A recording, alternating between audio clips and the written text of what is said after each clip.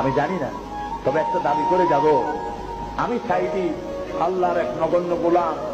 যেদিন আপনাদের কাছে খবর হবে সাইদি পৃথিবী থেকে বিদায় হয়েছে, আমি আপনাদের কাছে শুধু দোয়া চাইব, আপনারা প্রাণ ভরে আমার জন্য দোয়া করবেন। আল্লাহ রাব্বুল আলামিন কিয়ামতে আমাকে যেন ক্ষমা করে দেন, আল্লাহ পাক তার জান্নাতের ভিতরে যেন জায়গা তৈরি করে দেন। আমি শুধু আপনাদের দোয়া চাই। আর কিয়ামতে আমি চাই যারা আমাকে ভালোবাসলেন, যারা আমাকে মহব্বত করেন, তাদের সংখ্যা আমি জানি অনেক অনেক অনেক বেশি। আমি আল্লাহকে বলবো, আল্লাহ আমাকে যারা ভালোবাসে এরা আমার মায়ের পেটের ভাইরা, এক জেলার মানুষ নয়, অথচ আমাকে ভালোবাসে শুধু দিনের জন্য।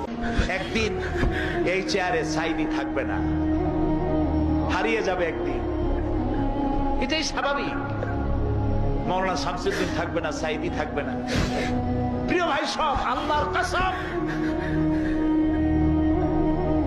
এই দোয়া কবুলের ভিতরে সাইদির কোন কেরামতি নাই, কোন কারিশমা নাই, আল্লাহর কসম।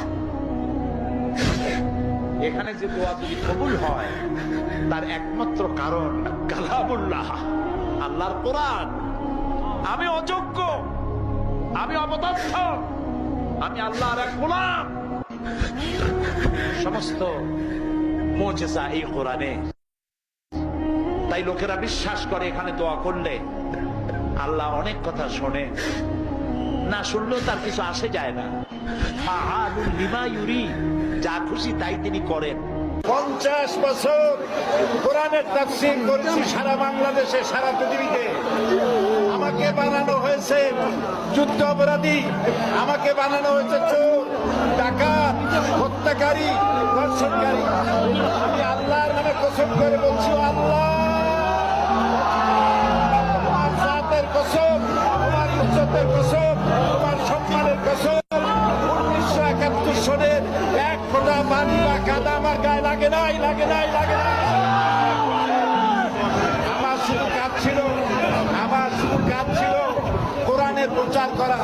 নাস্তিকবাদীরা সহ্য করতে পারে নাই, জালিমরা বরদাস্ত করতে পারে নাই, যার জন্য আমাকে বন্দী করে রেখেছে। আমি শাহাদাতের তামান্না করি, আমি শহীদ হতে চাই, তবে চোর, ডাকাত ইত্যাদির বদনাম নিয়ে মরতে চাই না। গতকাল চলে গেছে, আমি জানতে পারলাম আজকে আসরের নামাজের সময়।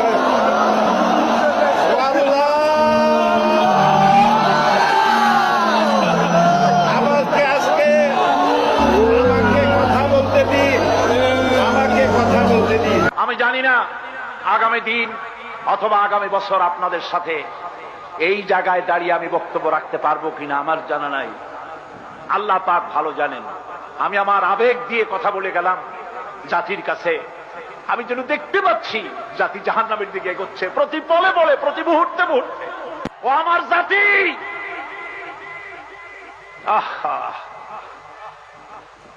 শাহ আতাউল্লাহ বুখারী রহমতুল্লাহ আলাইহি তিনি বলেছিলেন, 40 साल तक कब्रिस्तान में आजान दिया, कोई मुर्दा जिंदा नहीं हुआ। 40 বছর পর্যন্ত কবরস্থানে আজান দিলাম, কোন মুর্দা জিন্দা হলো না। আমি 36টা বছর চিল্লাইলাম, ও আমার জাতি, ফিরে আসো, তোমার ছেলেরে ফিরাও, তোমার মেয়েরে ফিরাও, তোমার জাতিকে ফিরাও। হিন্দু সংস্কৃতি বাংলাদেশকে খতম করে দিবে।